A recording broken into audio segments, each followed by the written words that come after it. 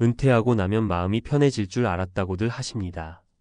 매달 월급 들어오던 알람이 사라지고 출근 시간에 쫓기지 않아도 되니 이제는 숨 좀 돌리겠구나 싶었죠. 그런데 막상 은퇴 첫 해가 지나고 나면 밤에 이런 생각이 스멀스멀 올라옵니다. 이 돈으로 정말 끝까지 갈 수 있을까? 병원비 한번 크게 나오면 어쩌지? 혹시 내가 너무 안일했던 건 아닐까 하는 생각 말입니다. 미국에서 은퇴한 한인분들 중 상당수가 이 불안 때문에 결국 한 번 더 이사를 고민합니다. 쉬려고 은퇴했는데 살기 위해 다시 계산기를 두드리는 현실 앞에서 말이죠.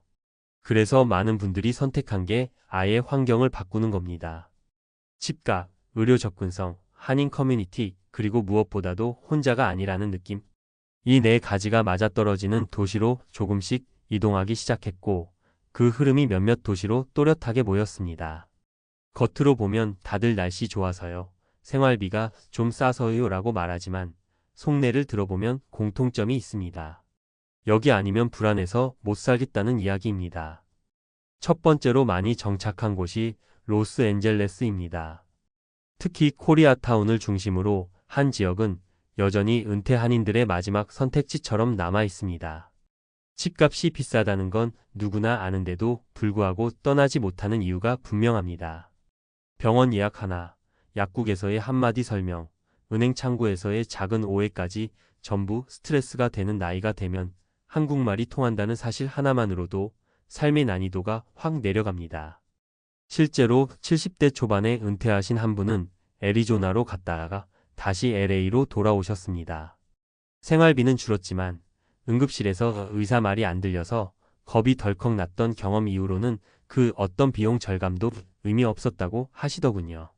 그분은 다시 LA로 돌아온 뒤 이렇게 말하셨습니다. 돈은 조금 더 들지만 잠은 훨씬 편하게 잔다고요. 두 번째로 눈에 띄게 늘어난 곳은 댈러스입니다. 특히 텍사스 북부 쪽은 은퇴 한인들 사이에서 요즘 가장 많이 회자되는 지역입니다. 이유는 단순합니다. 소득세가 없고 집값이 아직 감당 가능한 수준이며 한인 상권과 교회, 병원이 빠르게 자리를 잡았기 때문입니다. 50대 후반에 은퇴하신 부부 한 쌍은 캘리포니아 집을 정리하고 댈러스로 옮긴 뒤 매달 고정 지출이 눈에 띄게 줄었다고 하셨습니다. 예전엔 집세와 보험료만 생각해도 가슴이 답답했는데 지금은 연금과 투자 수익만으로도 생활이 돌아간다는 안정감이 생겼다고요. 다만 여름 더위가 생각보다 훨씬 힘들어서 처음 몇 해는 적응하는데 애를 먹었다고 솔직히 털어놓으셨습니다. 그래도 불안이 줄어든 게 더 크다고 하셨습니다. 세 번째로 많이 언급되는 도시는 애틀랜타입니다. 남부 특유의 여유로운 분위기와 함께 한인 사회가 단단하게 형성된 곳이죠.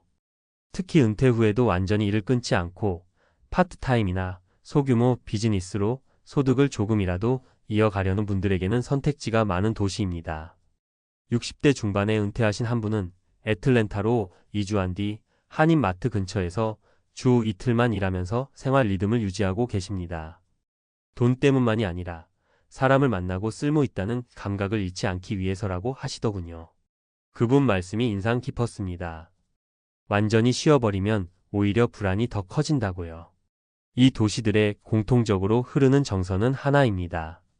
화려한 노후가 아니라 불안이 관리 가능한 삶을 원한다는 점입니다. 은퇴 전에는 연금 액수, 자산 규모만 계산하면 될 것 같았는데 막상 은퇴하고 보니 진짜 중요한 건 매일 아침 마음이 얼마나 편한가였다는 이야기를 다들 하십니다.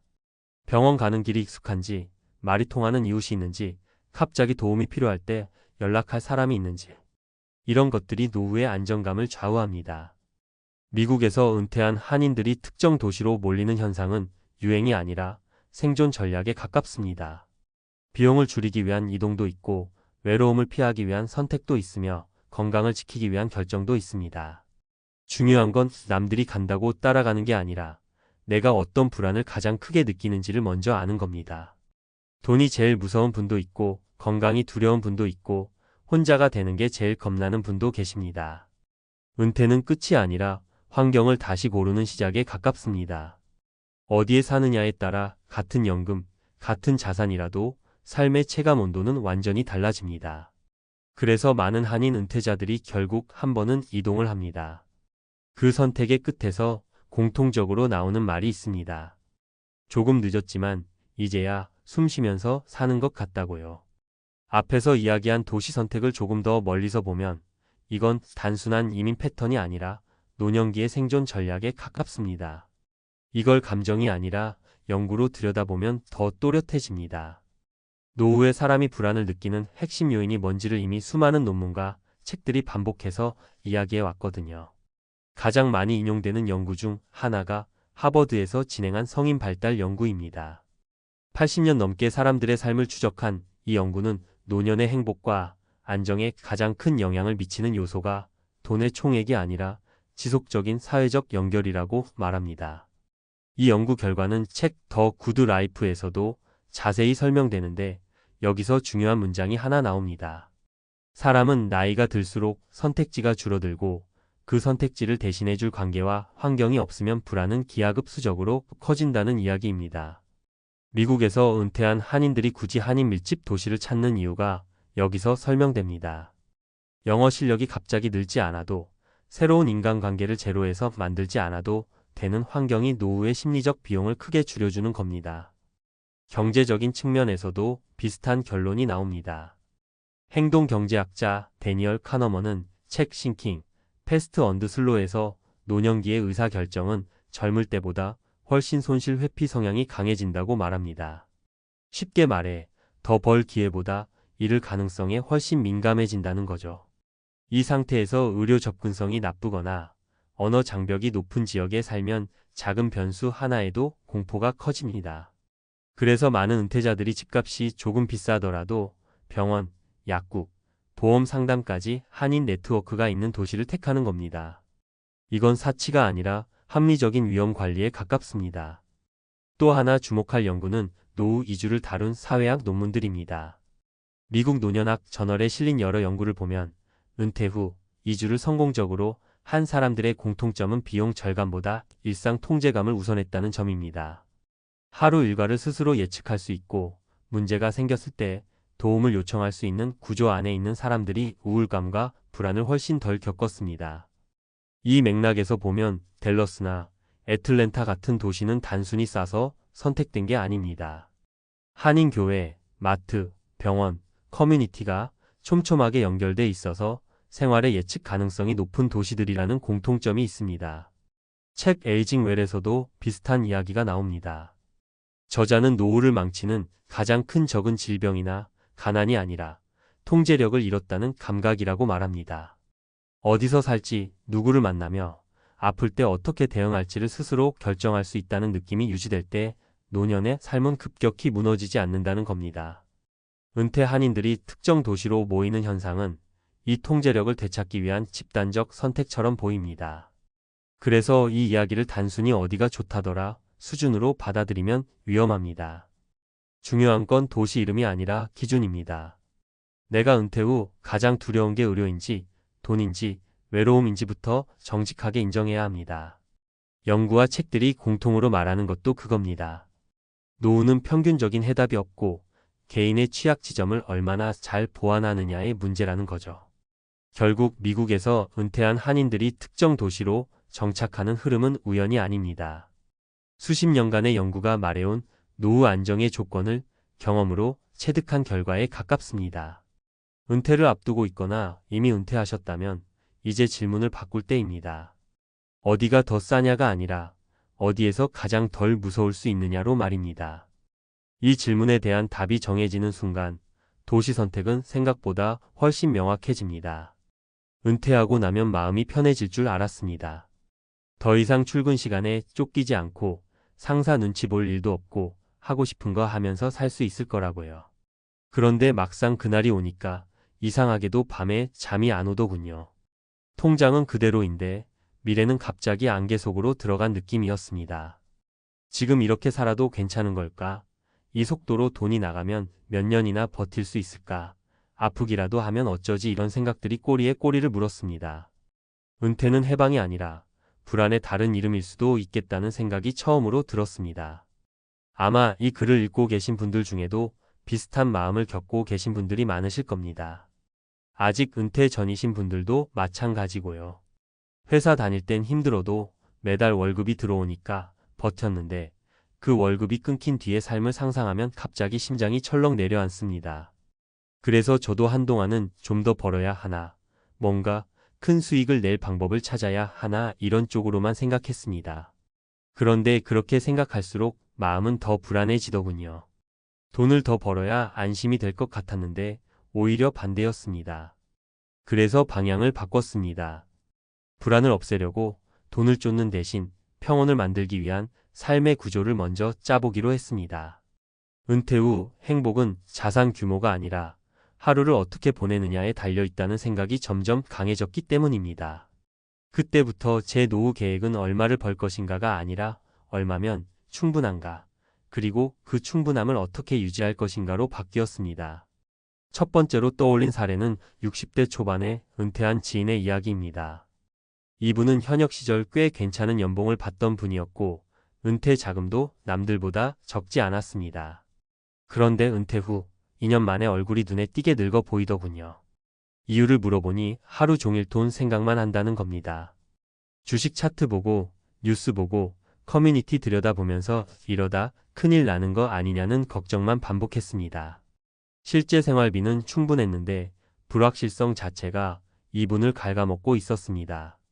결국 건강이 먼저 무너졌고 병원비 때문에 더 불안해지는 악순환에 빠졌습니다. 이 모습을 보면서 저는 확실히 느꼈습니다. 은퇴 후 가장 무서운 건 돈이 줄어드는 게 아니라 불안을 관리하지 못하는 삶이라는 걸요. 두 번째 사례는 반대로 아주 담담한 분입니다. 은퇴 후 화려한 계획도 없고 수익형 사업도 하지 않습니다. 대신 생활비를 철저히 낮췄습니다. 집은 이미 정리했고 차도 한 대만 유지합니다. 외식은 줄였지만 대신 매일 산책을 하고 동네 도서관을 다니고 주말에는 봉사활동을 나갑니다. 이분의 통장을 보면 솔직히 넉넉하다고 말하긴 어렵습니다. 그런데 얼굴에는 늘 여유가 있습니다. 이유를 물어보니 이렇게 말하더군요. 나는 이미 충분히 살고 있어. 더 늘릴 게 없으니까 잃을 것도 없지. 이 말이 꽤 오래 마음에 남았습니다. 평온은 자산의 크기가 아니라 기대치의 크기에서 나온다는 걸 이분이 몸으로 보여주고 있었습니다. 세 번째 사례는 은퇴 준비 중인 후배의 이야기입니다. 아직 은퇴까지 몇 년 남았지만 이 친구는 이미 은퇴 후 하루를 구체적으로 그려놓았습니다. 아침에 몇 시에 일어날지, 점심은 어떻게 해결할지, 일주일에 몇 번은 어떤 활동을 할지까지요. 수입 계획도 물론 있지만 그보다 먼저 생활 구조를 만들었습니다. 덕분에 이 친구는 은퇴하면 뭐하지? 라는 질문 자체가 없습니다. 저는 이걸 보면서 깨달았습니다. 은퇴 불안의 상당 부분은 공백에서 나온다는 걸요. 시간이 비어있고 역할이 비어있고 계획이 비어있으니까 불안이 그 자리를 채우는 겁니다. 이 세 가지 사례를 곱씹으면서 제 노후 계획도 자연스럽게 정리됐습니다. 저는 은퇴 후에도 무리해서 수익을 만들려고 애쓰지 않기로 했습니다. 대신 고정비를 먼저 낮추고 변동비를 유연하게 관리하는 구조를 만들 생각입니다. 매달 꼭 나가야 하는 돈을 최소화하면 수입이 조금 흔들려도 마음이 덜 흔들립니다. 그리고 하루를 채울 작은 루틴들을 만들기로 했습니다. 운동, 독서, 사람 만나는 시간, 혼자 있는 시간까지요. 이런 것들이 채워져 있으면 돈 생각이 끼어들 틈이 줄어듭니다. 무엇보다 중요한 건 남들과 비교하지 않겠다는 다짐이었습니다. 은퇴 후에도 누군가는 사업에 성공하고 누군가는 월 몇백을 번다는 이야기가 끊임없이 들립니다. 그걸 들을 때마다 흔들리면 끝이 없습니다. 저는 제 삶의 기준을 다시 정했습니다. 불안하지 않게 잠들 수 있는지, 아침에 일어나서 오늘이 싫지 않은지 이 두 가지만 지켜지면 성공한 노후라고요. 은퇴 준비든 이미 은퇴한 삶이든 결국 같은 질문으로 돌아오는 것 같습니다. 더 많이 가지면 정말 더 평온해질까? 제 경험과 주변 사례를 보면 꼭 그렇지는 않았습니다. 오히려 불안을 줄이는 선택을 하나씩 해나갈수록 마음은 가벼워졌습니다.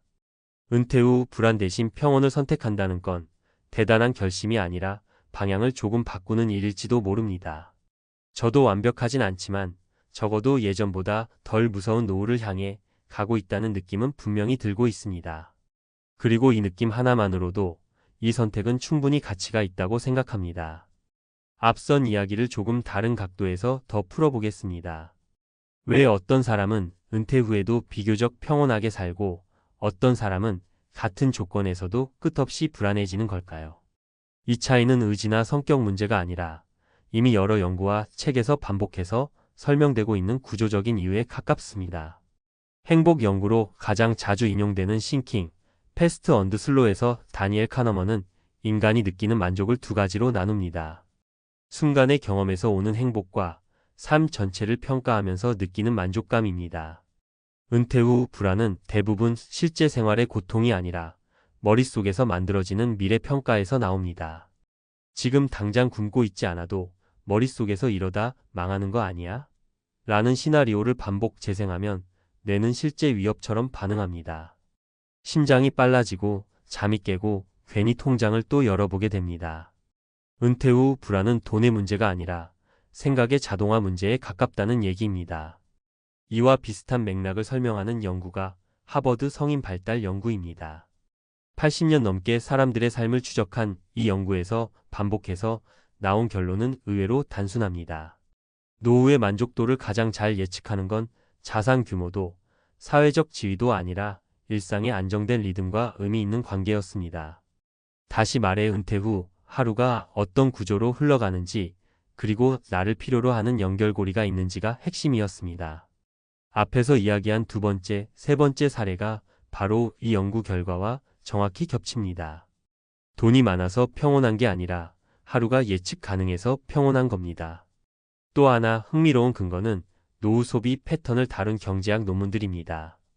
은퇴 직후 사람들의 불안이 가장 극심한 시점은 자산이 가장 적을 때가 아니라 소득 구조가 바뀌는 순간이라는 결과가 많습니다. 월급이라는 자동화된 현금 흐름이 끊기고 내가 직접 판단해서 써야 하는 상태로 바뀌는 그 전환기에 스트레스가 폭발합니다. 그래서 은퇴 후 초반에 무리한 투자나 창업을 선택하는 경우가 많습니다. 불안을 없애기 위한 선택이 오히려 불안을 증폭시키는 아이러니가 여기서 나옵니다. 이 부분을 아주 현실적으로 풀어낸 책이 다이비드 지로입니다. 이 책에서 말하는 핵심은 단순히 돈을 쓰라는 게 아니라 인생의 각 시기에 맞는 기대치를 설정하라는 이야기입니다. 은퇴 후에도 현역 시절과 같은 소비 수준, 같은 성취감을 유지하려고 하면 구조적으로 불안해질 수밖에 없습니다. 몸은 변했고 역할은 줄었는데 기대만 그대로라면 그 간극을 불안이 채우게 됩니다. 그래서 평온한 노후를 사는 사람들은 하나같이 기대치를 조정합니다. 덜 벌어도 괜찮고, 덜 바빠도 괜찮고, 덜 소비해도 괜찮다고 스스로를 설득한 사람들이었습니다. 심리학적으로 보면 이것은 체념이 아니라 인지적 재구성에 가깝습니다. 상황을 부정적으로 포장하는 대신 현실에 맞게 해석을 바꾸는 능력입니다. 은퇴 후 평온을 선택한 사람들은 공통적으로 이렇게 말합니다. 이 정도면 충분하다. 이 한 문장이 주는 안정감은 생각보다 큽니다. 충분하다고 정의하는 순간 더 이상 비교할 대상도 줄어들고 잃을 것에 대한 공포도 작아집니다. 결국 제가 앞서 말한 노후 계획도 이런 연구와 책들의 결론을 제 삶에 맞게 옮긴 것에 불과합니다. 불안을 없애기 위해 돈을 더 쌓는 전략이 아니라 불안이 자라지 못하는 환경을 만드는 전략입니다. 고정비를 줄이고 하루의 구조를 만들고 비교의 기준을 끊는 것. 이건 대단한 재테크도 특별한 비법도 아닙니다. 다만 이미 수많은 연구와 선배들의 삶이 반복해서 증명해온 방향입니다. 은퇴 준비나 은퇴 후 삶에서 가장 위험한 착각은 이겁니다. 불안은 언젠가 돈이 충분해지면 사라질 거라는 믿음입니다.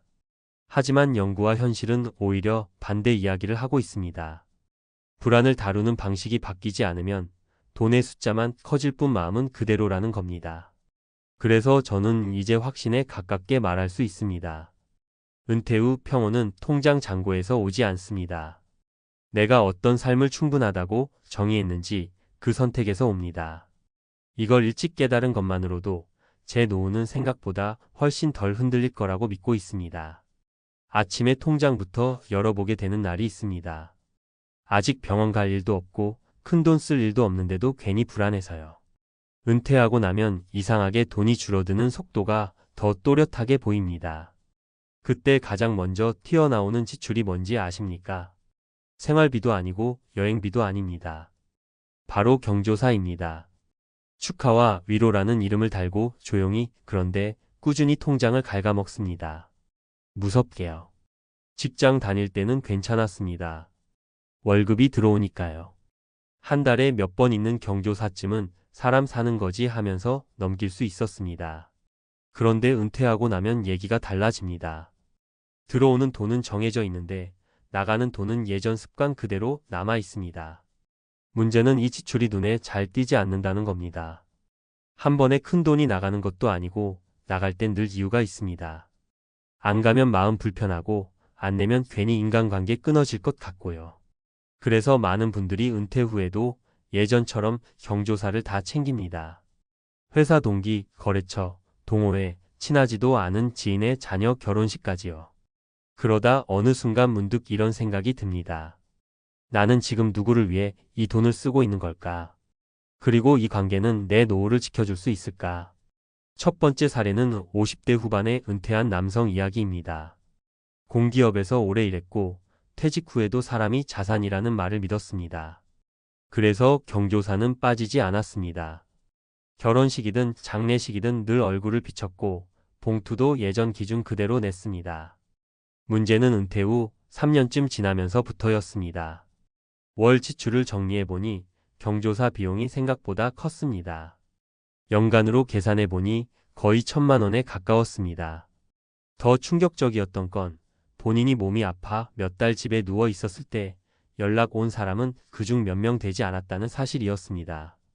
그때 처음으로 내가 지켜온 관계가 실제로 나를 지켜주지는 않는구나라는 걸 깨달았다고 하시더군요. 두 번째는 부부 은퇴 사례입니다. 자영업을 하다 60 초반에 가게를 정리한 부부였는데 은퇴 후에도 예전 손님, 거래처, 동네 모임까지 경조사를 계속 챙겼습니다. 안 가면 소문 날까봐, 인간관계 끊길까 봐서요. 그런데 몇 년 지나고 보니 부부 사이가 점점 예민해졌습니다. 이유는 단순했습니다. 돈 때문이었습니다. 왜 거기까지 가야 해? 그 사람 우리한테 뭐 해줬어? 이런 말들이 오가기 시작했습니다. 결국 부부가 앉아서 진지하게 정리를 했습니다. 지금도 연락하며 안부를 나누는 사람만 남기자. 그 기준을 세운 뒤로 지출도 줄었고 부부 싸움도 눈에 띄게 줄었다고 합니다. 세 번째는 은퇴 후 새로운 인간관계를 만들겠다고 각종 모임에 나갔던 분 이야기입니다. 처음엔 외로움을 달래고 싶어서였다고 합니다. 산악회, 친목 모임, 지역 커뮤니티까지 열심히 다녔습니다. 문제는 모임이 늘어날수록 경조사도 함께 늘어났다는 점입니다. 누구 결혼, 누구 부모상, 누구 자녀 돌잔치까지 줄줄이 이어졌습니다. 한 번은 한 달에 경조사가 4번이나 겹쳤다고 하더군요. 그달 카드값을 보고 정신이 번쩍 들었다고 합니다. 이건 외로움을 달래는 게 아니라 불안을 사는 거구나라는 생각이 들었대요. 그 이후로는 모임수부터 줄이고 관계의 깊이를 다시 보게 됐다고 합니다. 은퇴 후 경조사가 문제가 되는 이유는 단순히 돈 때문만은 아닙니다. 더 큰 문제는 마음의 에너지입니다. 직장에 다닐 때는 억지로라도 사람을 만날 힘이 있었습니다. 하지만 은퇴 후에는 그 에너지가 한정돼 있습니다. 그 귀한 에너지를 형식적인 관계에 쓰다 보면 정작 나에게 중요한 사람에게 쓸 여유가 없어집니다. 또 하나 중요한 건 착각입니다. 경조사를 챙기면 관계가 유지될 거라는 착각입니다. 실제로는 그렇지 않은 경우가 훨씬 많습니다. 관계는 돈으로 유지되지 않습니다. 시간과 진짜 관심으로 유지됩니다. 은퇴 후에는 이 사실이 더 분명해집니다. 돈은 줄어들고 시간은 늘어나니까요. 그래서 많은 전문가들이 은퇴 준비에서 지출 구조 조정과 함께 관계 구조 조정을 이야기합니다. 인간관계를 줄이라는 말이 아닙니다. 불필요한 의무를 줄이라는 말입니다. 특히 경조사처럼 관성적으로 이어지는 지출은 가장 먼저 점검해야 할 대상입니다. 은퇴는 쉬는 시기가 아니라 선택의 시기입니다. 무엇을 할지뿐 아니라 무엇을 하지 않을지도 정해야 합니다. 경조사를 다 챙기지 않는다고 해서 나쁜 사람이 되는 건 아닙니다. 오히려 내 삶의 책임을 지는 사람에 더 가깝습니다. 은퇴하고 나서 가장 먼저 줄여야 할 인간관계가 경조사인 이유는 여기에 있습니다. 돈이 아까워서가 아닙니다. 내 노후를 지키기 위해서입니다. 통장도, 마음도, 그리고 앞으로 남은 시간을 위해서 말입니다. 지금 이 글을 읽고 계신 분이라면 한 번쯤 이렇게 스스로에게 물어보셔도 좋겠습니다. 이 관계는 은퇴한 나에게 어떤 의미가 있는가? 그 질문 하나가 생각보다 큰 차이를 만들어냅니다. 여기서 한 걸음 더 들어가 보겠습니다. 왜 은퇴 후 경조사가 이렇게까지 부담이 되는지, 이게 단순한 기분 문제가 아니라는 점을요. 이건 실제 연구와 책에서도 꽤 반복해서 나오는 이야기입니다. 미국의 사회학자들이 은퇴 이후 삶을 추적한 연구들을 보면 공통적으로 나오는 단어가 하나 있습니다. 선택된 관계입니다. 직장에 있을 때 인간관계는 선택이 아니라 구조였습니다. 조직 안에 있으면 만나야 할 사람이 자동으로 정해지고 경조사 역시 역할의 일부였습니다. 그런데 은퇴는 그 구조가 한순간에 사라지는 시점입니다. 그럼에도 불구하고 예전 구조를 그대로 유지하려고 하면 그때부터 부담이 생깁니다. 이건 개인의 성격 문제가 아니라 구조와 삶의 단계가 어긋난 결과라는 겁니다. 노벨 경제학상을 받은 생각에 관한 생각에서도 비슷한 맥락이 나옵니다. 사람은 손실을 과도하게 두려워하는 경향이 있다고 하죠. 은퇴 후 경조사를 끊지 못하는 이유도 이와 닮아 있습니다. 실제로 있는 건 돈과 에너지인데 머릿속에서는 관계가 끊길지도 모른다는 불확실한 손실을 더 크게 느낍니다. 그래서 합리적으로 보면 줄여야 할 지출임에도 불구하고 계속 유지하게 되는 겁니다. 또 하나 흥미로운 연구는 은퇴 후 행복도를 좌우하는 요소를 분석한 논문들입니다. 여기서 중요한 포인트는 인간관계의 양이 아니라 질이었습니다. 자주 만나는 소수의 사람, 진짜 속 얘기를 할 수 있는 관계가 많은 사람일수록 은퇴 후 우울감과 불안이 현저히 낮았습니다. 반대로 관계는 많지만 대부분 의무적이고 형식적인 경우 외로움과 재정 스트레스가 동시에 높게 나타났습니다. 경조사가 바로 이 형식적 관계를 유지하는 대표적인 장치라는 점에서 문제의 핵심에 있는 셈입니다. 심리학자 로라 카스텐슨의 사회정서적 선택성 이론도 이 흐름을 뒷받침합니다.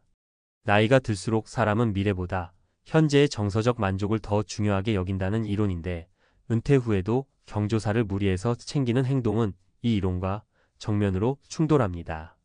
정서적 만족이 거의 없는 관계에 시간과 돈을 쓰고 있기 때문입니다. 쉽게 말해 몸은 은퇴했는데 인간관계는 아직도 직장인 시절에 머물러 있는 상태인 거죠. 책 노년의 조건에서도 비슷한 경고를 합니다. 은퇴 후 삶을 불행하게 만드는 대표적 요인으로 의무의 지속을 꼽습니다. 이미 역할이 끝났음에도 스스로에게 과거의 역할을 계속 요구하는 순간 노후는 쉼이 아니라 또 다른 노동이 된다는 겁니다. 경조사는 그 의무가 가장 분명하게 드러나는 영역입니다. 안 가면 죄책감, 가면 피로감. 어느 쪽이든 마음이 편하지 않습니다. 재정적으로도 마찬가지입니다. 행동경제학에서는 작은 반복 지출이 장기적으로 가장 큰 스트레스를 만든다고 봅니다. 경조사는 한 번 한 번은 크지 않지만 예측이 어렵고 통제하기 힘든 지출입니다. 그래서 은퇴 후 고정비보다 더 큰 불안 요인이 됩니다. 계획할 수 없는 돈이 나간다는 느낌, 이게 사람을 계속 긴장 상태로 만듭니다. 결국 은퇴 후 경조사를 줄인다는 건 인간관계를 정리한다는 의미가 아닙니다. 삶의 우선순위를 다시 설정하는 일에 가깝습니다. 지금 내 삶에 실제로 남아줄 사람은 누구인지, 내가 아플 때 연락할 사람은 누구인지, 그리고 그 관계를 유지하는데 정말로 돈이 필요한지 묻는 과정입니다. 은퇴는 내려놓는 연습의 시작입니다. 일칙함, 월급만 내려놓는 게 아닙니다. 필요 없어진 의무까지 함께 내려놓을 때 비로소 은퇴다운 삶이 시작됩니다. 경조사를 줄이는 결정이 어렵게 느껴진다면 그건 아직 관계를 줄이는 게 아니라 불안을 줄이는 단계에 와 있기 때문일지도 모릅니다. 그리고 그 불안을 하나 내려놓을 때마다 노후는 생각보다 훨씬 가벼워집니다. 통장부터 먼저 무너졌습니다. 시골로 내려오면 숨은 돌 틈에서 돈이 새어나갈 거라고는 솔직히 생각 못했습니다. 집값 싸고 공기 좋고 텃밭 조금 가꾸면서 살면 자연스럽게 돈 걱정도 사라질 줄 알았습니다. 은퇴만 하면, 도시를 떠나기만 하면 인생이 한결 가벼워질 거라고 믿었던 거죠. 그런데 시골살이 5해 차에 통장을 열어본 날 손이 잠깐 멈췄습니다. 잔고가 줄어드는 속도가 도시 살 때보다 더 빨라져 있었거든요. 은퇴를 앞두거나 이미 은퇴하신 분들 중에 이런 생각 한 번쯤 해보셨을 겁니다. 이제는 서울, 수도권에서 버티지 말고 내려가야 하나. 아파트 관리비, 세금, 외식비, 병원비까지 생각하면 도심은 너무 비싸 보이니까요. 저도 그랬습니다. 30년 넘게 직장 다니다가 퇴직하고 나니 더 이상 도시에서 비싼 생활비를 감당할 이유가 없어 보였습니다. 그래서 과감하게 결정을 내렸습니다. 집을 정리하고 작은 지방 도시 근교 시골로 내려갔습니다. 처음 1년은 정말 좋았습니다. 월세 없고 관리비 거의 없고 마트 대신 로컬 시장을 이용하니 지출이 확 줄어드는 느낌이었습니다. 아침에 일어나 창문 열면 산이 보이고 사람들 인심도 괜히 따뜻해 보였습니다. 아, 이게 은퇴 후 삶이구나 싶었죠. 그런데 그 평온함이 돈 문제 앞에서는 오래가지 않았습니다. 가장 먼저 느낀 건 시골은 싸다는 말이 절반만 맞다는 사실이었습니다. 집값이나 월세는 확실히 저렴합니다. 하지만 그 외의 비용은 생각보다 만만치 않습니다. 병원 하나 가려면 차로 한참을 가야 하고 대중교통이 불편하니 결국 차를 2대 굴리게 됩니다. 기름값, 보험료, 수리비가 매달 고정비처럼 나갑니다. 도시에 있을 땐 지하철 타고 해결되던 일이 시골에선 전부 돈이 되는 구조입니다. 첫 번째 사례는 60대 초반에 은퇴하고 귀촌한 부부 이야기입니다.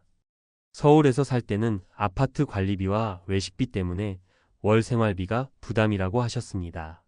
그래서 시골 단독주택을 매입해 내려왔습니다.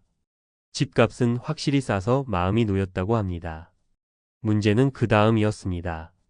겨울 난방비가 예상보다 훨씬 많이 나왔고 집이 오래돼서 보일러, 지붕, 배수 문제까지 하나둘 터졌습니다. 도시에선 관리사무소에 전화 한 통이면 끝날 일이 시골에서는 전부 직접 돈 주고 해결해야 했습니다. 월세 안 내는 대신 집 수리비로 월세만큼 나가더라는 말이 딱 맞는 상황이었습니다. 두 번째 사례는 혼자 은퇴한 50대 후반 남성입니다. 도심 직장 생활을 끝내고 내려와서 소소하게 살겠다고 했습니다. 처음엔 생활비가 크게 줄어든 것처럼 보였습니다. 문제는 외로움이었습니다. 사람 만날 곳이 마땅치 않다 보니 주말마다 도시로 올라가거나 근처 도시에서 시간을 보내기 시작했습니다. 기차비, 기름값, 숙박비가 반복되면서 예상치 못한 지출이 늘었습니다. 집에 있으면 우울해서 밖으로 나가게 되는데 그게 다 돈이더라는 말이 인상적이었습니다. 은퇴 후 삶에서 돈만큼 중요한 게 사람인데 시골은 그 대가를 다른 방식으로 치르게 만드는 곳이기도 합니다. 세 번째 사례는 귀촌 후 소일거리로 작은 일을 시작한 70대 초반분입니다. 시골에서는 돈 쓸 일이 없을 거라 생각하고 연금 위주로 생활 계획을 세웠습니다. 그런데 막상 살아보니 경조사, 마을 행사, 지역 모임이 생각보다 잦았습니다. 액수 하나하나는 크지 않지만 빠질 수 없는 지출이 계속 이어졌습니다. 도시에서는 자연스럽게 피할 수 있던 비용이 시골에서는 관계 유지 비용으로 바뀌는 느낌이었습니다. 안 내면 사람 취급 못 받는 분위기라는 말이 괜히 나온 게 아니었습니다. 이런 경험을 겪고 나서야 깨달았습니다. 은퇴 후 시골살이는 생활비가 줄어드는 게 아니라 구조가 바뀌는 거라는 걸요. 도심에서는 주거비와 편의비가 크지만 예측이 가능합니다. 시골에서는 고정비는 줄어들지만 예측하기 어려운 변동비가 늘어납니다. 특히 건강, 이동, 주거 유지 비용은 나이가 들수록 더 커집니다. 은퇴 준비에서 중요한 건 얼마면 살 수 있을까가 아니라 어떤 돈이 언제 나갈까입니다. 시골로 내려가면 무조건 싸게 산다는 생각은 위험합니다. 오히려 준비 없이 내려가면 통장이 먼저 무너지고 마음이 따라 무너질 수 있습니다. 저 역시 5해를 살면서 느꼈습니다. 시골은 느리지만 돈이 새는 속도는 결코 느리지 않다는 걸요. 그렇다고 시골살이가 나쁘다는 이야기는 아닙니다. 다만 은퇴 후 삶에서 장소를 바꾼다는 건 단순한 이사가 아니라 인생의 지출 구조를 바꾸는 일이라는 걸 꼭 알고 결정하셔야 합니다. 도시를 떠나기 전에 지금 쓰는 돈과 앞으로 쓰게 될 돈을 차분히 적어 보셔야 합니다. 통장이 먼저 말해주기 전에요. 은퇴는 도망이 아니라 선택입니다. 시골이든 도시든 준비된 선택은 삶을 가볍게 하지만 환상 속 선택은 통장부터 무겁게 만듭니다. 5해를 살아본 사람으로서 드릴 수 있는 가장 솔직한 말입니다. 앞에서 말씀드린 경험을 조금 더 멀리서 보면 이게 개인의 선택 실수라기보다는 구조적인 문제라는 게 보입니다. 실제로 은퇴와 주거 이동을 다룬 연구들을 보면 시골로 가면 생활비가 줄어든다는 믿음이 얼마나 위험한 단순화인지 계속 경고하고 있습니다. 먼저 많이 인용되는 연구가 있습니다. 하버드에서 수십 년간 진행된 하버드 스터디 오브 어덜트 디벨로프먼트입니다. 이 연구에서 반복해서 강조하는 게 하나 있습니다. 노년기의 삶의 만족도를 결정하는 건 소득 규모보다 예측 가능성과 관계의 안정성이라는 겁니다. 쉽게 말해 돈이 조금 적어도 매달 어디에 얼마가 나갈지 알고 있고 아플 때 도움을 받을 사람이 있으면 삶이 안정됩니다. 그런데 시골로 내려가는 순간 이 두 가지가 동시에 흔들리는 경우가 많습니다. 병원 접근성은 떨어지고 관계는 새로 만들어야 하고 그 과정에서 돈과 에너지가 동시에 소모됩니다. 비슷한 이야기를 하는 책이 있습니다. 은퇴 후 삶을 다룬 더 리타이어먼트 갬벌이라는 책인데요. 이 책에서는 은퇴자들이 가장 많이 하는 착각으로 고정비만 줄이면 안전하다는 생각을 꼽습니다. 주거비, 월세, 관리비 같은 눈에 보이는 비용만 줄이면 된다고 믿지만 실제 위험은 그 뒤에 숨어있는 변동비라고 말합니다. 특히 주택 유지비, 의료비, 이동비 같은 항목은 시골로 갈수록 통제가 어려워진다고 분석합니다. 저희가 실제로 겪은 상황과 거의 똑같은 이야기라 읽으면서 여러 번 고개를 끄덕이게 됐습니다. 국내 연구도 있습니다. 한국보건사회연구원에서 발표한 노인주거, 이동 관련 보고서를 보면 귀촌 귀농 후 생활비 만족도가 처음 12년은 높다가 이후 급격히 떨어지는 경향이 나타납니다. 이유를 살펴보면 단순합니다. 초반에는 집값 절감 효과가 크게 느껴지지만 시간이 지나면서 의료비, 차량 유지비, 주거, 수선비가 누적되기 때문입니다. 이건 개인의 씀씀이 문제가 아니라 나이가 들수록 필연적으로 발생하는 비용 구조입니다. 또 하나 중요한 포인트가 있습니다. 은퇴 후 삶에서 돈이 새는 이유는 소비 욕망이 아니라 불안이라는 점입니다. 이 부분은 스캐시티라는 책에서도 잘 설명됩니다.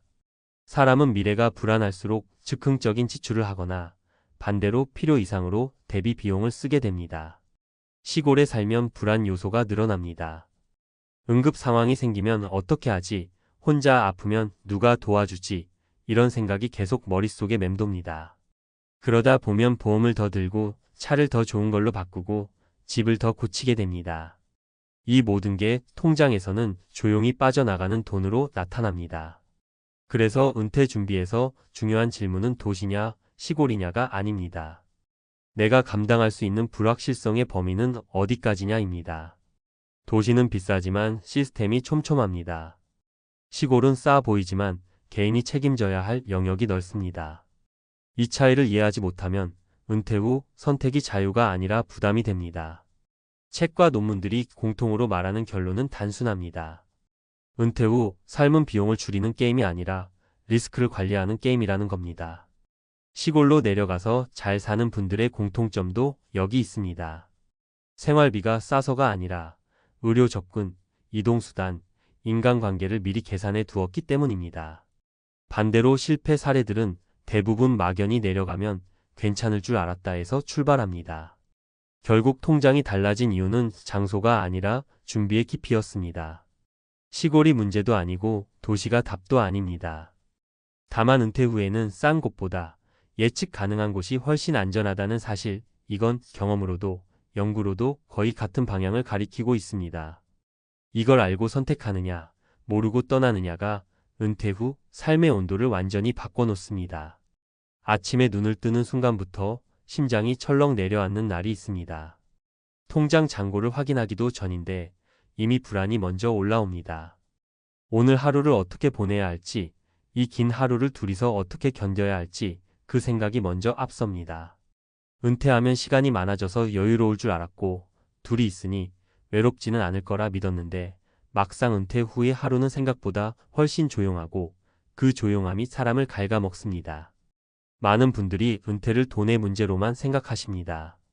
연금이 얼마 나오느냐, 모아둔 자산이 충분하냐, 집은 있느냐 없느냐. 그런데 실제로 은퇴 부부들을 만나 이야기를 들어보면 통장보다 먼저 무너지는 게 따로 있다는 말을 정말 자주 듣게 됩니다. 바로 하루의 리듬, 역할, 그리고 서로를 대하는 방식입니다. 직장에 다닐 때는 하루가 이미 정해져 있었습니다. 출근하고 일하고 퇴근하고 주말을 기다렸습니다. 말이 적어도 괜찮았고 서로의 하루를 깊이 들여다보지 않아도 버틸 수 있었습니다. 그런데 은퇴를 하고 나면 이야기가 완전히 달라집니다. 하루 종일 함께 있는데도 대화는 오히려 줄어듭니다. 할 일이 없다는 건 쉬는 게 아니라 정체된다는 뜻이더라고요. 첫 번째로 만난 분은 수도권에 사는 60 중반의 부부였습니다. 남편은 평생 제조업 현장에서 일하다가 정년퇴직을 했고 아내는 전업주부로 아이들을 키워오신 분이었습니다. 은퇴 전에는 남편이 집에 늦게 들어오는 날이 많았고 아내는 혼자 집을 지키는 시간이 길었습니다. 그래서 은퇴하면 둘이서 밥도 챙겨 먹고 산책도 하고 못다한 이야기도 나눌 수 있을 거라 기대했다고 합니다. 그런데 현실은 정반대였습니다. 남편은 아침에 일어날 이유가 사라졌고 아내는 하루 종일 남편의 눈치를 보게 됐다고 합니다. 남편은 TV를 보고 아내는 부엌을 정리하고 서로 말은 안 섞는데 집안 공기는 점점 무거워졌습니다. 어느 날 아내가 이렇게 말하더랍니다. 통장은 아직 괜찮은데 이 생활을 몇 년 더 해야 한다고 생각하니까 숨이 막혀요. 그 집 부부에게 문제는 돈이 아니라 하루를 채울 방법이 없다는 사실이었습니다.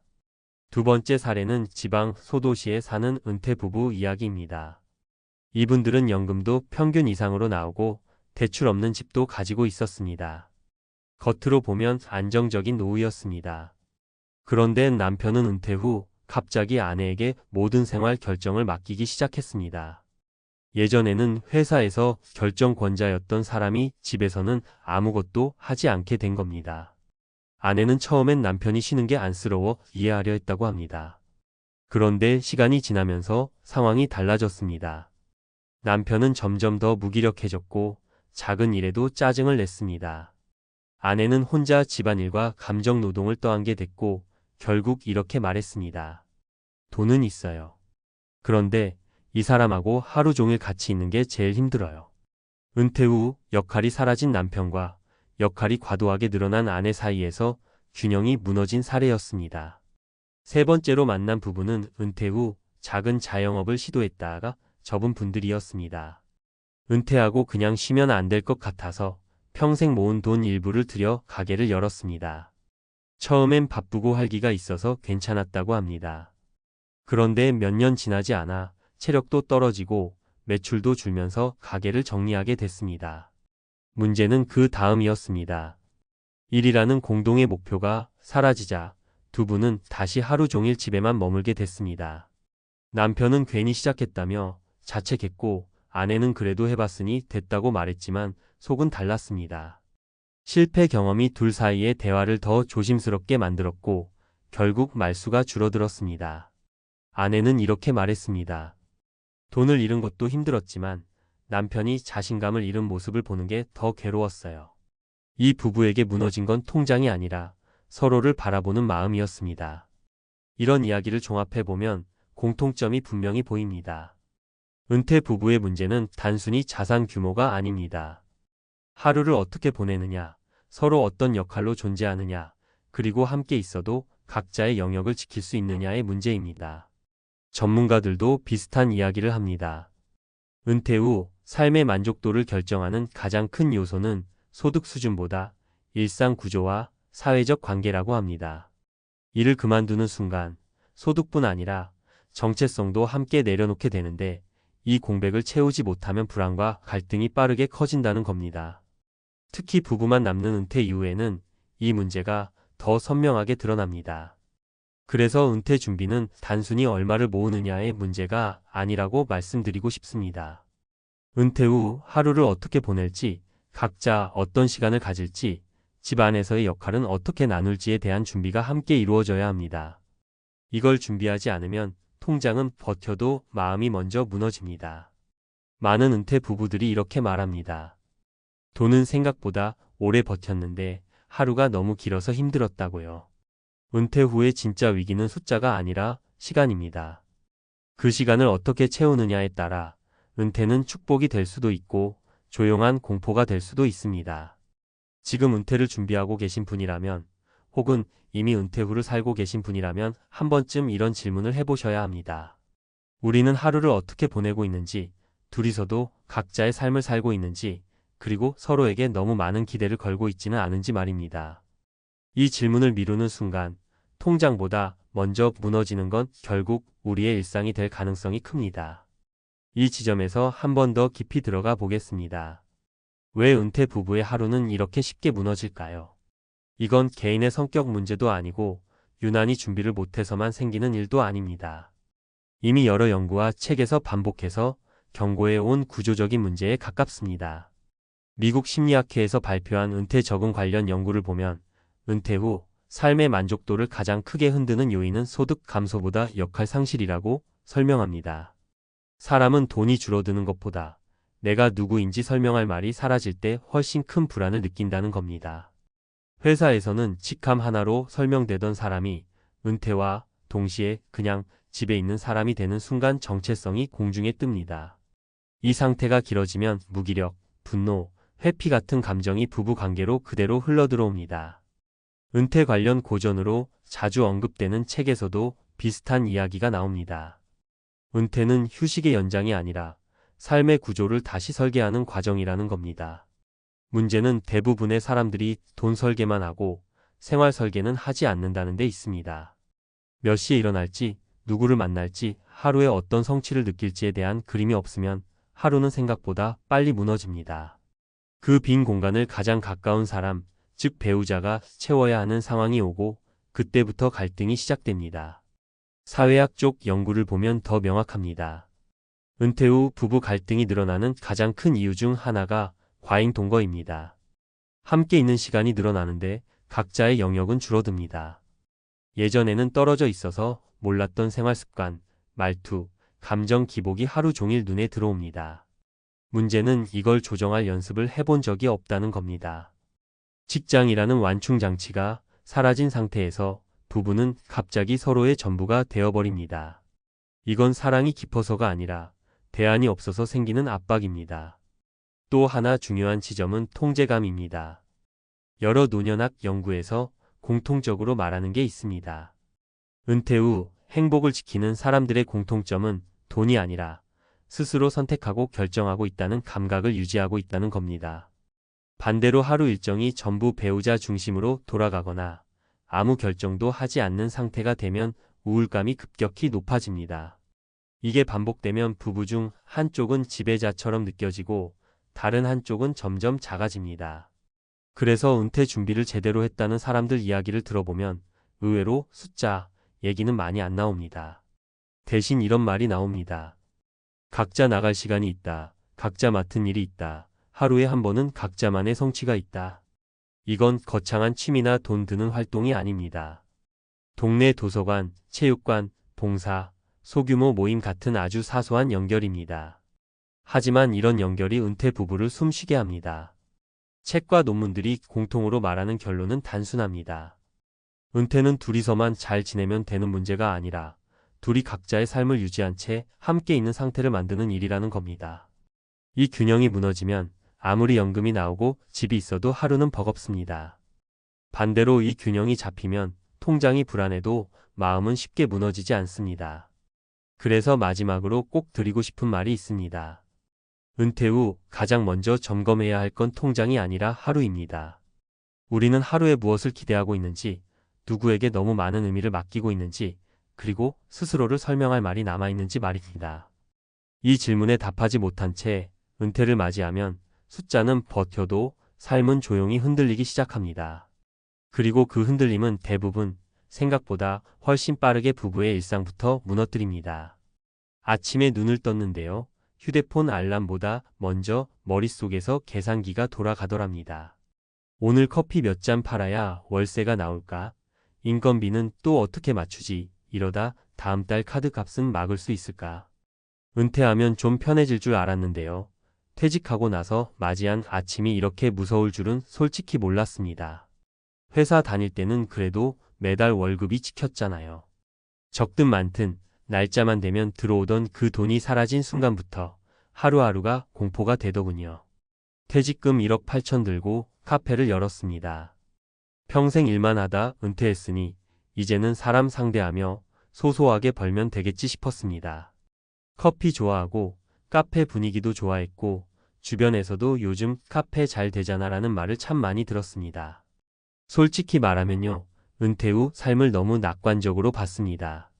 하루 종일 가게에 있어도 힘든 줄 모르고 손님이 조금만 와도 그래도 회사 다닐 때보다는 낫다며 스스로를 위로했습니다. 그런데 반년 만에 폐업 통보를 받았습니다. 계약서에 적힌 그 한 줄 임대차이지. 그날 집에 와서 한참을 멍하니 앉아 있었던 기억이 아직도 생생합니다. 은퇴 준비라는 게요. 단순히 돈 모아두는 문제가 아니더군요. 퇴직금이 통장에 찍히는 순간 그 돈은 기회이자 동시에 위험이 됩니다. 회사에 있을 때는 실수를 해도 조직이 어느 정도는 감싸줬지만 은퇴 후 창업에서는 실수 한 번이 바로 생활 붕괴로 이어집니다. 특히 60대 창업은 회복 시간이 없습니다. 다시 20년 일해서 만회할 수 없잖아요. 그래서 더 무섭습니다. 카페를 하면서 가장 먼저 무너진 건 체력이었습니다. 새벽에 나가서 밤늦게까지 서 있고 손님 없을 때는 청소하고 재료 정리하고 혼자 다 하다 보니 몸이 먼저 말을 안 듣더군요. 그래도 이게 내 노후다라고 스스로를 다독였습니다. 문제는 체력만이 아니었습니다. 생각보다 손님은 적었고 원두값은 올랐고 카드 수수료에 배달 앱 광고비까지 빠져나가니 남는 게 없었습니다. 장사는 매출이 아니라 현금 흐름이라는 걸 그제야 뼈저리게 느꼈습니다. 이런 이야기가 저만의 특별한 실패담은 아닙니다. 실제로 은퇴 후 창업에 뛰어들었다가 비슷한 상황을 겪은 분들을 참 많이 봤습니다. 예를 들어 62세에 퇴직한 어씨 이야기를 해보겠습니다. 이분은 퇴직금으로 동네에 작은 베이커리 카페를 열었습니다. 평생 대기업에서 일했고 숫자 관리에는 자신이 있던 분이었어요. 그런데 장사는 숫자만으로 되는 게 아니더군요. 오전에는 손님이 몰리지만 오후에는 텅 비고 빵은 팔리지 않아 폐기되고 그 비용이 그대로 손실로 쌓였습니다. 결국 매달 적자가 반복됐고 조금만 버티면 나아질 거야 라는 생각으로 6개월을 버티다가 결국 폐업했습니다. 통장에 남은 건 절반도 안 되는 퇴직금이었습니다. 또 다른 사례도 있습니다. 60대 초반의 부부였는데요. 은퇴 후 둘이 함께 일하면 외롭지 않겠다며 프랜차이즈 카페를 선택했습니다. 본사 설명회에서는 초보자도 가능하다. 안정적인 시스템이라는 말이 참 달콤했죠. 하지만 현실은 달랐습니다. 본사 로열티, 필수 물품 구입, 인테리어, 대출 이자까지 더해지니 매달 고정비가 눈덩이처럼 불어났습니다. 매출이 조금만 흔들려도 바로 적자로 이어졌고 결국 반년 만에 폐업을 결정했습니다. 그분이 하신 말이 아직도 기억납니다. 은퇴하고 나서 처음으로 잠이 안 오더라고요. 세 번째 이야기는 조금 다른 유형입니다. 59세에 명예퇴직한 B씨는 창업이 아니라 노후 대비용 일자리라고 생각하고 카페를 시작했습니다. 큰 욕심은 없었고 월 200만 원만 벌면 된다고 했습니다. 그런데 막상 해보니 그 200만 원을 벌기 위해 하루에 몇 시간씩 서 있어야 했고 몸이 버티질 못했습니다.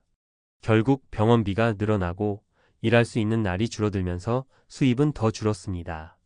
결국 가게를 정리하면서 차라리 연금 설계부터 다시 할 거리라는 말을 남겼습니다. 이런 사례들을 보면 공통점이 분명합니다. 은퇴 후 창업을 생활비를 벌기 위한 안전한 선택이라고 착각했다는 점입니다. 하지만 실제로는요, 창업은 가장 위험한 은퇴 전략 중 하나입니다. 특히 퇴직금 대부분을 한 번에 투입하는 방식은 실패했을 때 회복이 거의 불가능합니다. 은퇴 준비의 핵심은 얼마를 벌 수 있느냐가 아니라 얼마를 잃지 않느냐에 가깝습니다. 많은 분들이 그래도 가만히 있으면 불안해서 뭐라도 해야 한다고 말씀하십니다. 그 마음 충분히 이해합니다.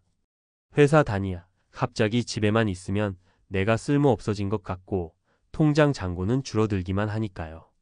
그런데 그 불안을 없애려다 더 큰 불안을 부르는 선택을 하는 경우가 너무 많습니다. 은퇴 후 삶은 속도를 줄여야 하는데 오히려 더 위험한 레이스에 뛰어드는 셈이죠. 카페를 접고 나서야 알았습니다. 은퇴 후 진짜 준비는 창업 아이템이 아니라 현실 인식이라는 걸요. 내 체력이 어느 정도인지, 매달 꼭 필요한 최소 생활비가 얼마인지, 실패했을 때 다시 일할 수 있는 여지가 있는지 이런 질문을 먼저 했어야 했습니다. 하지만 대부분은 퇴직금이 생기는 순간 그 돈을 굴려야 할 자본으로만 봅니다. 그래서 조급해지고 남들 성공담에 흔들리고 결국 비슷한 실패를 반복합니다. 지금 이 글을 읽고 계신 분들 중에도 은퇴 후 창업을 고민하시는 분들 계실 겁니다. 무조건 하지 말라는 이야기는 아닙니다. 다만 퇴직금 전부를 걸고 시작하는 창업은 정말 신중하셔야 합니다. 은퇴 후 삶은 한번 무너지면 다시 세우기 어렵습니다. 회사에서는 실패해도 다음 프로젝트가 있었지만 은퇴 후에는 다음 기회가 없을 수도 있습니다. 퇴직금 1억 8천으로 카페를 열었던 그 선택, 지금 돌이켜보면 너무 용감했고 동시에 너무 무모했습니다. 은퇴 준비라는 말 속에는 버는 법보다 지키는 법이 더 중요하다는 뜻이 담겨 있었는데 그걸 너무 늦게 깨달았습니다. 이 글이 누군가에게는 같은 실수를 막아주는 작은 경고가 되었으면 합니다. 은퇴 후 삶, 생각보다 훨씬 길고 한 번의 선택이 그 전부를 바꿔버릴 수 있으니까요. 앞선 이야기를 조금 더 깊이 들여다보면요. 이건 개인 한 사람의 판단 미스라기보다 은퇴 이후 인간이 빠지기 쉬운 구조적인 함정에 가깝습니다. 이 부분은 이미 여러 연구와 책에서도 반복해서 경고하고 있는 내용입니다. 먼저 많이 인용되는 연구가 바로 트리니티 대학의 은퇴 자산 연구, 흔히 말하는 4% 룰의 근간이 된 연구입니다. 이 연구의 핵심은 단순합니다. 은퇴 후 자산은 불리는 것보다 지속시키는 것이 훨씬 중요하다는 점입니다. 특히 은퇴 초반 몇 년의 선택이 이후 20년, 30년 삶을 거의 결정해버린다는 사실이 반복해서 확인됩니다. 문제는 창업이 이 은퇴 초반에 가장 큰 변동성과 손실 위험을 가져온다는 데 있습니다. 행동경제학 쪽으로 가면 더 흥미로운 설명이 나옵니다. 생각에 관한 생각에서 다니엘 카너먼은 인간이 손실 앞에서 얼마나 비합리적으로 행동하는지를 설명합니다. 퇴직금을 손에 쥔 은퇴자들은 이 돈을 잃어서는 안 되는 안전자산으로 인식하기보다 이상하게도 굴리지 않으면 사라질 기회 자산으로 착각하는 경향이 강합니다. 이때 작동하는 게 바로 손실회피 편향과 과도한 낙관 편향입니다. 실패 확률은 축소해서 보고 성공 사례는 내 이야기처럼 확대해서 받아들이는 거죠. 또 하나 중요한 개념이 있습니다. 학계에서는 이걸 시퀀스 오브 리턴 리스크, 즉 수익률 순서 위험이라고 부릅니다. 이 개념은 은퇴 투자 가이드 같은 은퇴 재무서적에서 반복해서 강조됩니다. 은퇴 초기에 큰 손실이 발생하면 이후 아무리 수익률이 좋아도 자산은 회복되지 않습니다.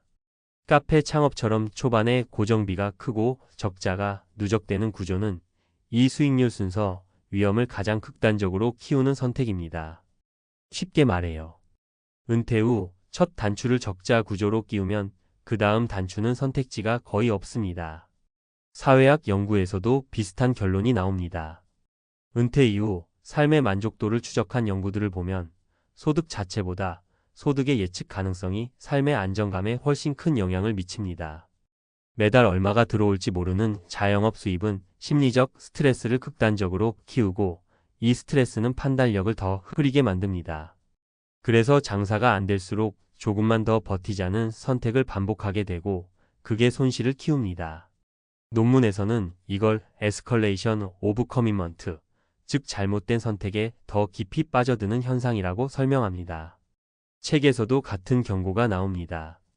노후의 정답은 없다. 같은 국내 은퇴 관련 서적을 보면 은퇴 후 창업 실패 사례에서 공통적으로 등장하는 문장이 있습니다. 일을 하는 게 아니라 돈이 일하게 해야 했는데 거꾸로 갔다는 말입니다. 은퇴 이후에는 노동소득이 아니라 자산소득과 지출 통제가 중심이 되어야 하는데 창업은 다시 노동 강도를 극단적으로 끌어올립니다. 문제는 그 노동이 젊을 때만큼 생산적이지 않다는 데 있습니다. 이걸 종합해보면 메시지는 명확합니다. 은퇴 후 창업이 위험한 이유는 장사를 몰라서도 운이 나빠서도 아닙니다. 은퇴라는 시점 자체가 리스크를 감당할 수 없는 구간이기 때문입니다. 같은 카페 창업이라도 30대의 실패와 60대의 실패는 결과가 완전히 다릅니다. 젊을 때는 경험이 되지만 은퇴 후에는 생활 자체를 무너뜨리는 사건이 됩니다. 그래서 많은 연구와 책들이 공통적으로 말합니다. 은퇴 후 삶에서 가장 중요한 전략은 수익 극대화가 아니라 실패 확률을 구조적으로 낮추는 선택이라고요. 큰 돈을 한 번에 걸지 않는 것, 고정비가 높은 구조를 피하는 것, 그리고 무엇보다 하지 않아도 되는 선택은 하지 않는 용기가 필요하다고 말입니다. 퇴직금 1억 8천으로 카페를 열었던 그 결정은 개인의 무모함이 아니라 우리 사회가 은퇴자에게 끊임없이 주입해온 착각의 결과일지도 모릅니다. 뭔가를 계속해야 가치 있는 사람이라는 생각, 가만히 있으면 뒤처진다는 불안. 하지만 논문과 책이 공통으로 말하는 결론은 정반대입니다. 은퇴 이후 가장 현명한 선택은 아무 일도 벌어지지 않게 만드는 것일지도 모른다는 사실입니다. 카드값 알림이 밤 11시에 울렸다고 합니다. 은퇴 선언하고 처음 맞은 평일 밤이었는데요. 월말이라 자동이체가 한꺼번에 빠져나간 날이었습니다. 배당금 통장은 분명히 매달 300만 원씩 들어오는데 잔액은 생각보다 빠르게 줄어들고 있었습니다. 그 순간 머릿속에 이런 생각이 스쳤다고 하시더군요. 이거 내가 너무 쉽게 끝났다고 생각한 거 아닌가. 그날 밤 그분은 한숨도 못 주무셨다고 합니다. 사실 이 이야기가 남 얘기처럼 들리지 않으실 겁니다. 배당금 300만 원. 숫자만 놓고 보면 꽤 든든해 보입니다. 직장 다닐 때 월급에서 이것저것 빠지고 손에 쥐던 돈이 이 정도였던 분들도 많으니까요. 그래서 어느 순간부터 이런 말이 자연스럽게 퍼졌습니다. 배당으로 월 300만 원만 나오면 은퇴 준비 끝이다. 듣기만 해도 마음이 편해지는 말입니다. 저도 그랬습니다. 그리고 이 이야기를 들려주신 50대 은퇴자분도 똑같이 믿으셨습니다. 이분은 제조업에서 30년 넘게 일하셨고 55의 회사를 정리했습니다. 퇴직금에 그동안 모아둔 자산을 합쳐 배당주 위주로 포트폴리오를 짰습니다. 매달 들어오는 배당금이 평균 300만 원 정도였고 숫자만 보면 계산이 딱 맞아떨어지는 것 같았습니다. 주택 대출도 없고 아이들도 어느 정도 독립했고 큰 지출만 조심하면 충분히 살 수 있다고 판단하신 겁니다. 그래서 스스로에게 은퇴 선언을 했습니다. 이제 됐다. 이제 나도 자유다. 처음 몇 달은 정말 좋았다고 합니다. 아침에 알람 없이 일어나고 평일 낮에 마트에 가도 눈치 볼 필요가 없고 배당금이 들어오는 날이면 괜히 통장을 한 번 더 열어보게 되고요. 그런데 석 달, 6달이 지나면서 이상한 불안이 고개를 들기 시작했습니다. 돈이 모자라서가 아니라 돈이 딱 맞아서였습니다. 남는 것도 여유도 없다는 느낌? 무슨 일이 생기면 바로 흔들릴 것 같은 느낌이요. 여기서 첫 번째 사례를 하나 말씀드려 볼게요. 이분과 비슷한 나이에 은퇴한 또 다른 분 이야기입니다. 이분도 배당금으로 월 300만 원 정도를 만들고 은퇴를 선택하셨습니다. 그런데 은퇴하고 1년쯤 지나 어머님이 갑자기 병원에 입원하셨습니다. 간병비, 병원비, 왕복 교통비가 생각보다 컸습니다. 매달 나가는 생활비 외에 추가로 100만 원 넘게 지출이 생겼고 그때부터 균형이 깨졌습니다. 배당금은 그대로인데 지출만 늘어난 겁니다. 결국 이분은 가지고 있던 주식을 일부 팔아 현금을 만들었고 그 다음 달부터 배당금이 줄었습니다. 그때 처음으로 깨달았다고 합니다. 배당금 300만 원은 유지비이지 안전망은 아니라는 걸요. 두 번째 사례는 부부 은퇴자 이야기입니다. 맞벌이로 평생 일하다가 배당금 합쳐서 월 400만 원 정도를 만들고 은퇴하신 분들이었습니다. 생활비는 300만 원 안쪽으로 잡았고 나머지는 여행이나 취미에 쓰자고 계획했죠. 문제는 물가였습니다. 장보는 비용, 외식비, 보험료가 해마다 조금씩 올라갔습니다. 처음엔 체감이 안 됐는데 3년쯤 지나니 분명히 느껴졌다고 합니다. 예전엔 괜찮았던 300만 원이 점점 빠듯해진 겁니다. 결국 여행은 줄이고 외식은 거의 끊고 생활을 점점 조여야 했습니다. 배당금은 그대로인데 세상은 그대로 있지 않았던 거죠. 세 번째 사례는 좀 더 씁쓸합니다. 50대 후반에 은퇴한 분인데 배당금 300만 원으로 생활하며 여유를 즐기고 계셨습니다. 그런데 시장이 흔들리면서 배당이 줄어들기 시작했습니다. 기업 실적이 나빠지고 배당이 삭감되거나 지급 시기가 늦춰졌습니다. 평균 300만 원이던 배당금이 어느 달은 200만 원, 어느 달은 250만 원으로 떨어졌습니다. 생활비는 그대로인데 수입이 흔들리니 그 불안이 말로 표현하기 힘들 정도였다고 합니다. 결국 이분은 다시 단기 일자리를 찾기 시작했습니다. 은퇴했는데 다시 출근하는 기분이었다고 하시더군요. 이 세 가지 사례를 관통하는 공통점이 하나 있습니다. 배당금 자체가 문제가 아니라 배당금 하나에 모든 걸 걸었다는 점입니다. 배당금 300만 원은 분명 의미 있는 숫자입니다. 하지만 은퇴를 끝냈다고 선언하기엔 너무 단일한 기준입니다. 은퇴 후 삶은 생각보다 변수가 많습니다. 건강, 가족, 시장, 물가, 심리 상태까지요. 직장에 있을 땐 월급이 끊기지 않을 거라는 전제가 있었지만 은퇴 후 배당금은 그렇지 않습니다. 줄어들 수도 있고 늦어질 수도 있고 아예 끊길 수도 있습니다. 그래서 많은 은퇴자들이 시간이 지나 이렇게 말합니다. 배당금 300만 원은 출발선이지 결승선은 아니었다. 배당금이 생활비를 커버해준다는 건 큰 장점이지만 거기에 비상금, 현금 흐름의 여유, 그리고 무엇보다 심리적 안전망이 함께 있어야 마음이 놓인다는 겁니다. 조금 남아야 합니다. 조금 덜 써도 괜찮다는 선택지가 있어야 합니다. 그래야 밤에 통장 열어보고도 잠을 잘 수 있습니다. 처음 이야기로 돌아가 보겠습니다. 밤잠을 설쳤던 그 50대 은퇴자분은 결국 결정을 하나 내리셨습니다. 은퇴 선언을 철회한 게 아니라 은퇴의 정의를 바꾸셨습니다. 배당금 300만 원은 유지하되 일주일에 2, 3일 할 수 있는 일을 찾았고 생활비 목표를 조금 낮췄고 현금을 더 쌓기 시작했습니다. 그랬더니 이상하게도 배당금이 더 소중해졌다고 합니다. 버텨야 하는 돈이 아니라 지켜야 할 돈이 됐다고요. 배당금 300만 원, 분명 훌륭한 성과입니다.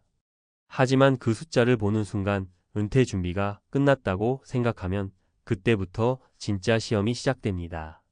은퇴는 숫자로 끝나는 게 아니라 그 숫자를 안고 얼마나 흔들리지 않고 살 수 있느냐의 문제라는 걸 많은 분들이 은퇴 후에야 알게 됩니다. 오늘 이 이야기가 괜히 마음에 걸리신다면 그건 불안해서가 아니라 준비가 시작됐다는 신호일지도 모르겠습니다. 여기서 한 걸음 더 들어가 보겠습니다. 왜 배당금 300만 원이라는 숫자가 이렇게 많은 분들을 안심시키면서도 동시에 불안을 키우는 걸까요? 이건 감정의 문제가 아니라 구조의 문제에 가깝습니다. 은퇴 연구에서 자주 나오는 개념이 하나 있습니다. 현금 흐름의 안정성과 현금 흐름의 지속성은 다르다는 겁니다. 많은 분들이 매달 같은 금액이 들어오면 안정적이라고 느끼시죠. 그런데 학자들은 그보다 더 중요한 걸 봅니다. 그 돈이 얼마나 오래, 얼마나 흔들림 없이 이어질 수 있느냐입니다. 이 이야기를 아주 대중적으로 풀어낸 책이 바로 은퇴의 정석 같은 은퇴 자산관리 서적들입니다. 공통된 메시지는 단순합니다. 은퇴 후 수입은 하나일수록 위험하다. 또 하나 많이 언급되는 연구가 이른바 트리니티 연구로 불리는 은퇴 자산 인출 연구입니다. 이 연구가 말하는 핵심은 이겁니다. 시장은 평균으로 움직이지 않는다는 것. 같은 수익률, 같은 배당 전략이라도 은퇴 초반 몇 년에 어떤 시장을 만나느냐에 따라 결과는 완전히 달라진다는 겁니다. 이걸 순서 위험이라고 부르죠. 쉽게 말해 은퇴 초반에 배당이 줄거나 시장이 흔들리면 그 충격이 평생을 따라다닐 수 있다는 이야기입니다. 이 지점에서 많은 분들이 착각을 합니다. 나는 배당을 쓰니까 괜찮다고요. 그런데 배당도 시장의 일부입니다. 2008년 금융위기 때 그리고 그 이후 여러 위기 국면에서 실제로 배당을 줄이거나 끄는 기업들이 적지 않았습니다. 배당 귀족이라고 불리던 기업들조차 예외는 아니었습니다. 이건 개인의 투자 실력 문제가 아니라 시스템의 문제였습니다. 책 노후의 재발견에서는 은퇴자의 불안을 이렇게 설명합니다. 은퇴 후 불안은 돈의 크기보다 통제감의 상실에서 온다.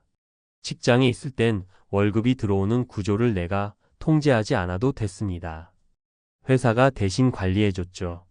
하지만 은퇴 후 배당금은 다릅니다. 내가 직접 선택했고 내가 직접 책임져야 합니다. 그래서 같은 300만 원이라도 월급일 때보다 훨씬 더 무겁게 느껴집니다.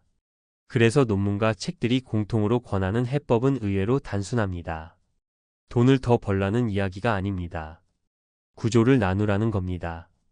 배당금은 생활비의 바닥을 담당하게 하고 그 위에 완충 장치를 얹으라는 거죠. 예를 들면 현금성 자산, 단기 노동소득 혹은 지출을 줄일 수 있는 선택지 같은 것들입니다. 이게 있어야 배당금이 줄어들어도 바로 공포로 가지 않습니다. 또 하나 중요한 포인트가 있습니다. 은퇴 후에는 지출이 평균으로 나오지 않는다는 점입니다. 평소엔 300만 원이면 충분한 달도 많습니다. 하지만 병원비, 가족 행사, 집 수리 같은 건 한 번에 옵니다. 연구자들은 이걸 덩어리 지출이라고 부릅니다. 문제는 배당금은 덩어리로 들어오지 않는다는 겁니다. 매달 조금씩 고르게 들어옵니다. 이 간극을 메워주는 게 바로 여유 자산입니다.